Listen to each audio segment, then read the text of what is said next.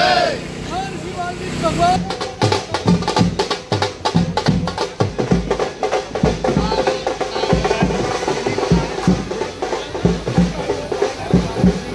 भगवान महर्षी वाल्मिकीची जयंती गेल्या 32 वर्षापासून या ठाण्यामध्ये साजरी केली जाते आणि ह्या वाल्मिकी जयंतीचे या वर्षीचे अध्यक्ष आहेत परवीन खरेलाजी आणि समाजाचे अध्यक्ष रामवीर पारचा साहेब। आणि आमच्या वाल्मिकी समाजामध्ये हा एक संदेश आहे खूप मोठा की ही जयंती खूप धूमधडाक्यामध्ये साजरी केली जाते आणि या निमित्ताने आमचा सर्व वाल्मिकी समाज वाल्मिकी पूर्ण एकत्र येऊन एक संदेश एक पूरा मोठा संदेश एक महाराष्ट्राला जातो। सभी को सबसे पहले हमारे वाल्मीकि विकास संघ की तरफ से जय वाल्मीकि जय भीम। आज हमारे पूरे ही भारतवर्ष में महर्षि वाल्मीकि प्रगट दिवस का यहाँ पर आयोजन किया जा रहा है। पूरे ही देश में बहुत ही जोर और शोर से ये कार्यक्रम वाल्मीकि विकास संघ की तरफ से वाल्मीकि समाज की तरफ से मनाया जाता है।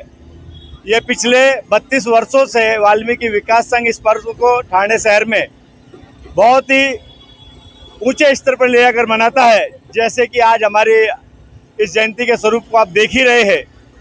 ये जयंती मनाने का सबसे बड़ा उद्देश्य है कि ठाणे शहर में ठाणे जिले में महाराष्ट्र में हम वाल्मियों की जो विसात है हमारी जो जनसंख्या है उसका एक हमने नोंदणीकरण इस जयंती के माध्यम से हर साल देते हैं।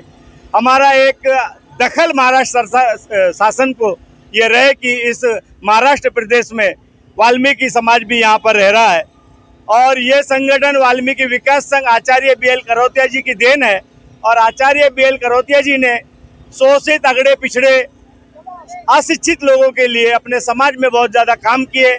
उनकी प्रेरणा को लेकर आदरणीय रामवीर पारचा जी के आदेश अनुसार हम यहाँ इस शहर में पिछले 32 सालों से वाल्मीकि जयंती का आयोजन करते आए हैं। ठाण्यामध्ये नव्हे तर संपूर्ण भारतामध्ये वाल्मिकी जयंती मोठ्या प्रमाणात साजरा करण्यात येत आहे। शासन जे आहे ते वाल्मिकी समाजाला घेऊन आणि दलित शोषित सर्व वर्गांना घेऊन पॉझिटिव्हली आहे।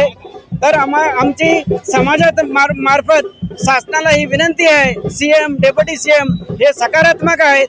जसे शासन 100 दिवसाचा कार्यक्रम घेत आलेला आहे त्या 100 दिवसाच्या पुढच्या कार्यक्रम मध्ये वाल्मिकी समाजाला काहीतरी शासनातर्फे चांगलं मिळावा हे आशाने आम्ही सगळं आणि उत्तर प्रदेशला तिकडचे जे सरकार आहेत त्यांनी आजच्या दिवशी राज्य सुट्टी लागू केलेली आहे।